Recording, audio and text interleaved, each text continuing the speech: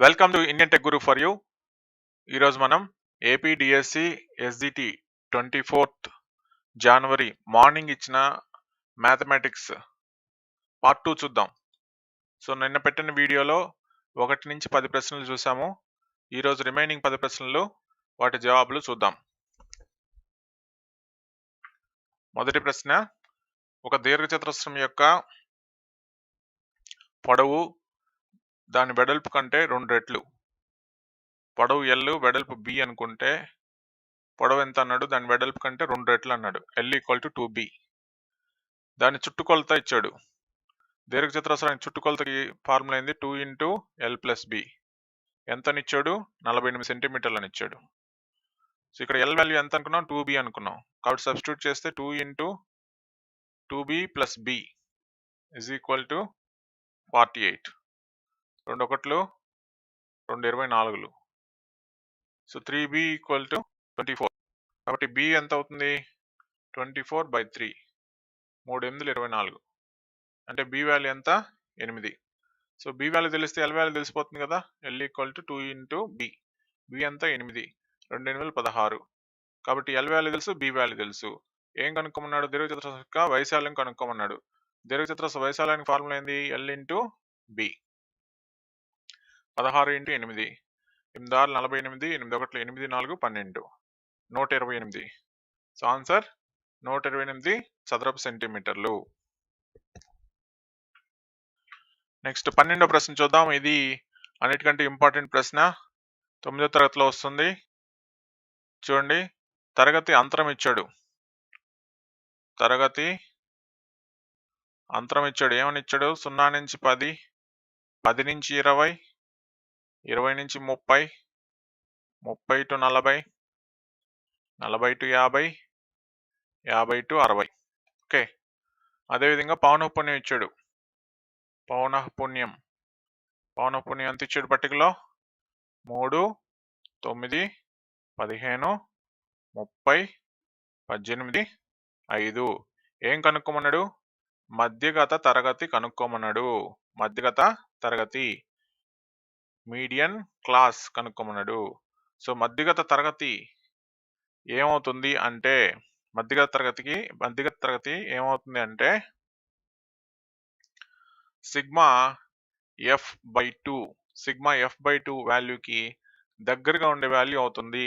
Okay, sigma f/2 వాల్యూకి దగ్గరగా ఉండే value అవుతుంది. ఓకే, సో మధ్యగతం. ఇప్పుడు చూద్దాం.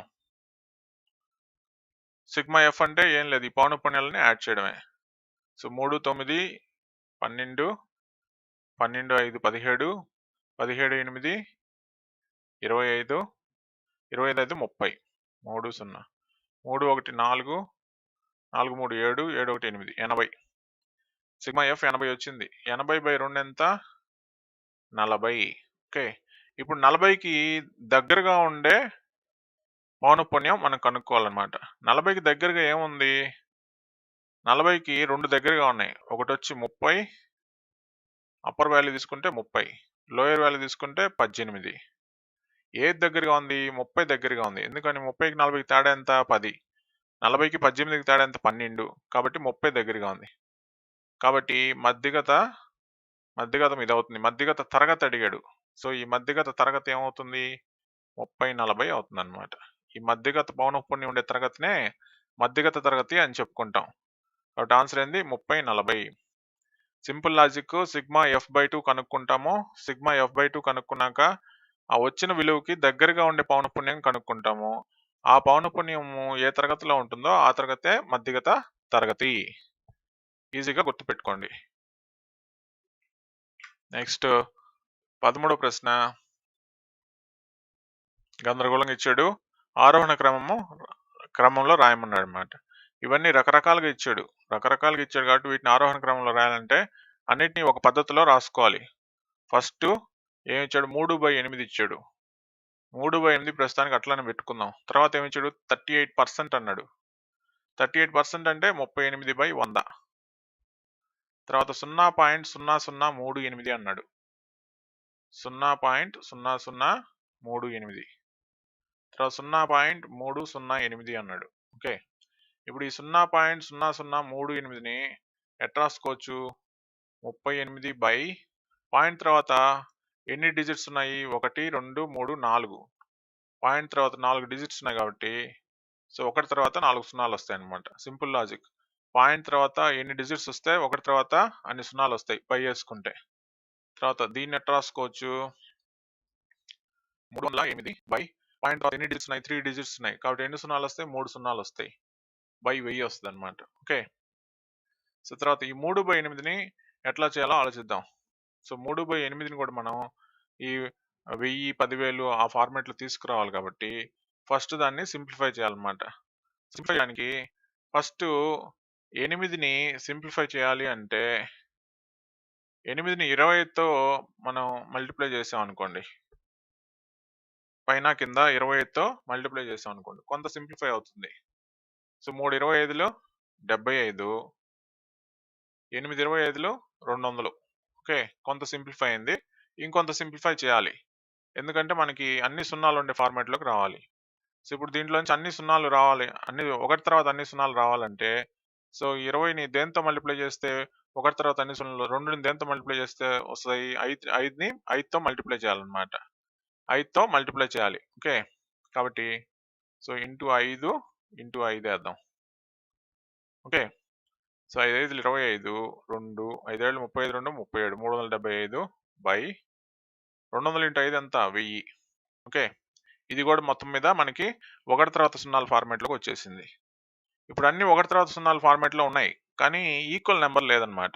సో ఇప్పుడు అన్నిటికంటే పెద్ద నెంబర్ ఏంది? 10,000. ఇప్పుడు కాబట్టి అన్నిటిని 10,000కి తీసుకొద్దాం.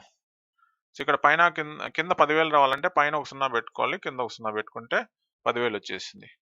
ఇప్పుడు ఇది 38/100. కింద 10,000 రావాలంటే పైన 2 సున్నాలు కింద 2 సున్నాలు పెట్టుకుంటే 10,000 వచ్చేసింది. ఇది ఆల్రెడీ 10,000 ఉంది, ఇది 1000 ఉంది, పైన ఒక సున్నా కింద ఒక సున్నా పెట్టుకుంటే 1000 వచ్చేస్తుంది, 10,000 వచ్చేస్తుంది. కాబట్టి ఇప్పుడు అన్ని 10,000లో ఉన్నాయి కదా, అన్ని 10,000లో ఉన్నాయి కాబట్టి ఇప్పుడు ఆరోహణ క్రమం రాయడం ఈజీ అనమాట. చిన్నదాని నుంచి పెద్దదానికి రాసుకుంటూ పోతాం. అన్నిటికంటే చిన్నది ఏంది? 38/10,000. 38/10,000. దాని తర్వాత కొంచెం పెద్దదేంది? దాని తర్వాత కొంచెం పెద్దదేంది? 3080/10,000. దాని తర్వాత ఇంకొంచెం పెద్దదేంది? 3750/10,000. దాని తర్వాత అన్నిటికంటే పెద్దదేంది? 3800/10,000. ఓకే, సో ఈ విధంగా రాసుకుంటూ పోతే మనకి ఇప్పుడు ఆరోహణ క్రమం వచ్చేసింది అనమాట. కానీ మనం ఇట్లా ఉండదు కదా ఆన్సర్ మనకి. సో 38/10,000 అంటే ఫస్ట్ ఇది వచ్చింది, ఇది 1, తర్వాత ఇది 2, తర్వాత 3750. ఫస్ట్ది వచ్చేసి 3, సెకండ్ది 4 అనమాట. ఈ ఆర్డర్లోనే మనం రాయాలి. సో 1 అనేది 3 కదా, ఇక్కడ మూడోది 1 అవుతుంది. ఎక్కడ ఉంది చూడండి? 3లో ఉంది, ఇది 1. తర్వాత లాస్ట్ది 2 అవ్వాలి, లాస్ట్ది 2 అయింది. తర్వాత ఫస్ట్ది 3 అవ్వాలి, ఫస్ట్ది 3 అయింది.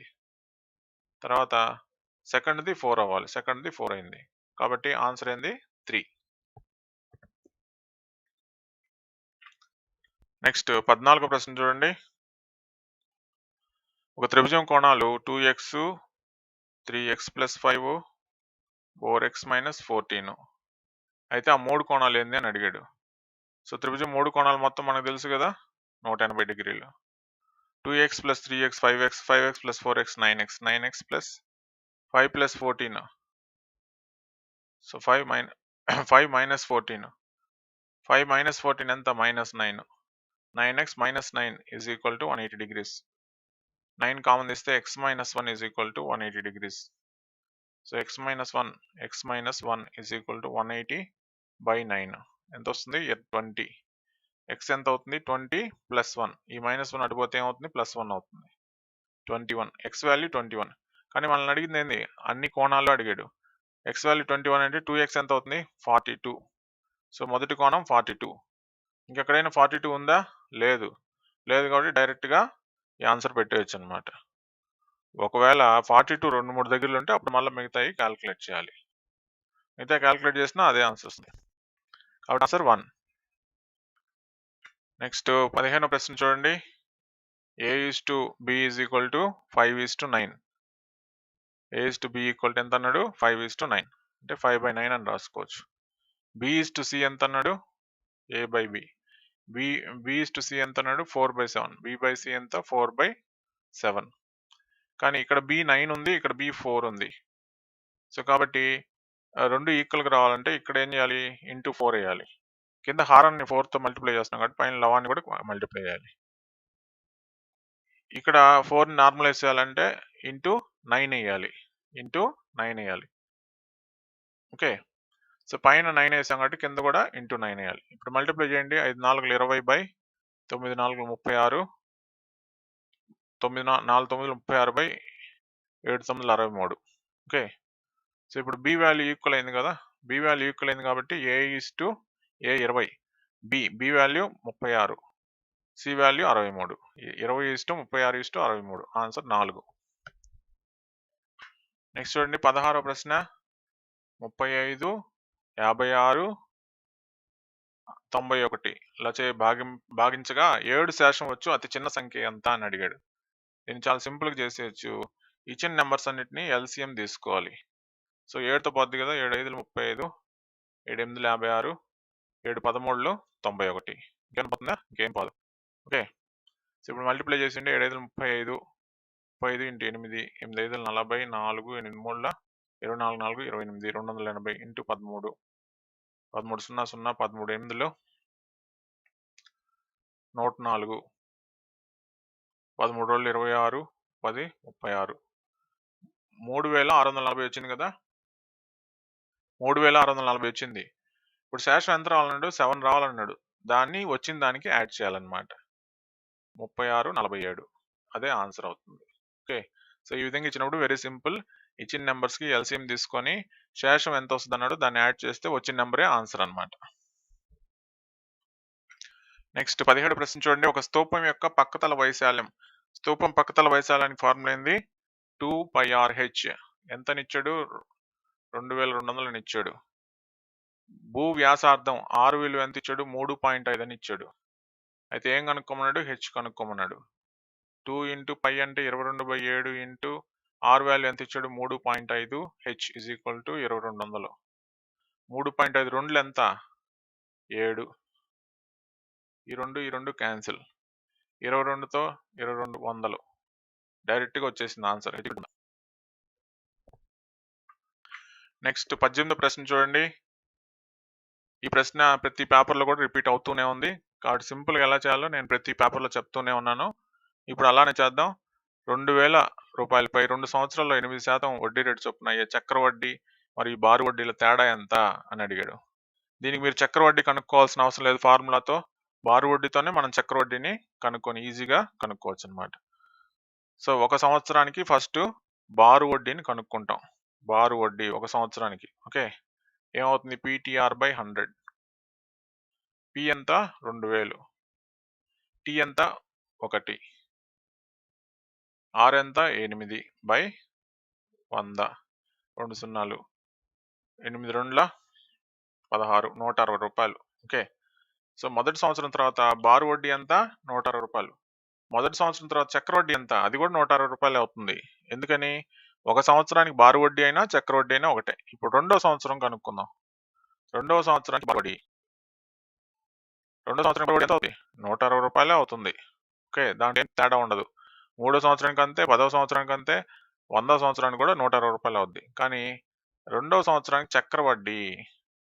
2వ సంవత్సరానికి చక్రవడ్డీ కనుక్కోవడం అంటే అసలు ఎంత? 2000 కదా. ఈ 2000కి ఈ వడ్డీని కలపాలన్నమాట. అంటే 2160 అవుద్ది. ఇది ప్రిన్సిపల్. టైం ఎంత? 1 ఇయర్. 2వ సంవత్సరం అంటే 1 సంవత్సరమే కదా. 1 సంవత్సరానికి ఫస్ట్ కనుక్కునేసాం. Into 1 into 8/100. ఈ 0 పోద్ది. 2 4లు 2 5లు 10. 4 6 24, 2 4 1 4, 2 6, 4 2 8/5. 5 1 5, 36, 5 7 35, 14, 5 2 10, 8. 172.8 వచ్చింది. ఇది రెండో సంవత్సరానికి చక్రవడ్డీ. మొదటి సంవత్సరానికి చక్రవడ్డీ అయినా బారు వడ్డీ అయినా 160 రూపాయలే. కాబట్టి ఇప్పుడు 2 సంవత్సరాలకి కలిపి తీసుకుందాం. సో 2 సంవత్సరాలకి బారు వడ్డీ ఎంత అవుతుంది? సంవత్సరానికి 160 రూపాయల లెక్కన 2 సంవత్సరాలకి ఎంత అవుతుంది? 320 రూపాయలు అవుతుంది. ఓకే. సో 2 సంవత్సరాలకి చక్రవడ్డీ ఎంత అవుతుంది? మొదటి సంవత్సరానికి బారు వడ్డీ అయినా చక్రవడ్డీ అయినా ఒకటే కాబట్టి 160 రూపాయలు. రెండవ సంవత్సరానికి చక్రవడ్డీ మనం లెక్కేసింది 172.8 పైసలు. కాబట్టి 8.2 6.13 332.8 అయింది. చక్రవడ్డీకి బారు వడ్డీకి తేడా అడిగాడు. చక్రవడ్డీ 332.80 పైసలు, బారు వడ్డీ 320 రూపాయలు. తీసేస్తే 12 రూపాయల 80 పైసలు. కాబట్టి ఆన్సర్ 12 రూపాయల 80 పైసలు. ఓకే. సో దీని ఇట్లా కాకుండా ఫార్ములా చక్రవడ్డీ ఫార్ములా యూస్ చేయొచ్చు, కాకుంటే అది కొంచెం కష్టంగా ఉంటుంది. నెక్స్ట్ 19వ ప్రశ్న చూద్దాం. ఒక త్రిభుజం యొక్క కోణాలు ఆరోహణ క్రమంలో కలవంట. వాటిలో ఏ రెండు వరుస కోణాల మధ్య భేదం 10. అంటే మొదటి కోణం x అనుకుంటే రెండో కోణం x+10 అవుతుంది, మూడో కోణం x+20 అవుతుంది. త్రిభుజంలో మూడు కోణాలు మొత్తం 180 డిగ్రీలు అని మనకు తెలుసు కదా. 180 డిగ్రీలు. 3x + 30 = 180 డిగ్రీలు. 3x = 180 - 30 అంటే 150 డిగ్రీలు. x విలువ ఎంత? 150/3 50 డిగ్రీలు. ఓకే. సో ఇప్పుడు ఆ కోణాల్లో ఒకటి అన్నాడు, ఏదో ఒకటి అన్నాడు అనమాట. మొదటి కోణం ఎంత అవుద్ది? x అంటే 50. 50 ఉంది ఆన్సర్లో లేదు. రెండో కోణం ఎంత? 50 + 10 60. 60 ఉంది ఆన్సర్లో లేదు. మూడో కోణం x+20 50 + 20 70. 70 ఉంది ఆన్సర్లో ఉంది. కాబట్టి ఆన్సర్ 3. ఇక చివరి ప్రశ్న చూద్దాం. ఒక వ్యక్తి ఒక సైకిల్ని 1400 రూపాయలకి కొన్నాడు. కొన్న వేల ఎంత? 1400. ఓకే. అమ్మడం ద్వారా 15% నష్టం పొందాడంట. సో అమ్మిన వేళ చెప్పాల మనకి. అమ్మిన వేళని x అనుకుందాం.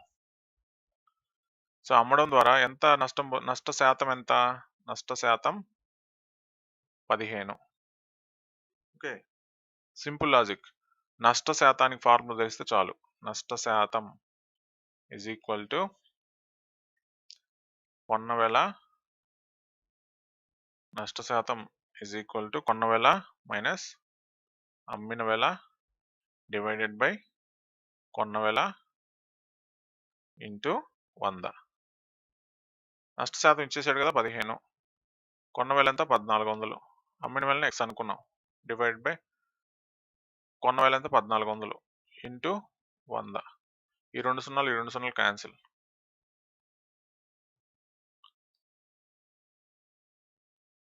1400 - x = 15 × 4. 14 5 70. 14 7 21. x అటు పంపిస్తే 210 ఇటు వస్తుంది. 1400 - 210. 1400 - 210 ఎంత? 1190 రూపాయలు. ఎక్సే కదా మనకి అమ్మిన వేల. అడిగింది ఏంది? అమ్మిన వేలే. ఎంత? 1190 రూపాయలు. ఆన్సర్ 3. ఇవి మనకి మొత్తం మీద 24వ తేదీ SGT ఎగ్జామ్లో అడిగిన మ్యాథ్స్ 11వ ప్రశ్న నుంచి 20వ ప్రశ్న వరకు. ఈ వీడియో మీకు నచ్చినట్లయితే వెంటనే మన ఛానల్ సబ్స్క్రైబ్ చేసుకోండి, మీ ఫ్రెండ్స్కి రెఫర్ చేయండి. అదేవిధంగా బెల్ ఐకాన్ టచ్ చేయండి, so that whenever I upload a new video, it will be notified to you. That's all for now. Good night.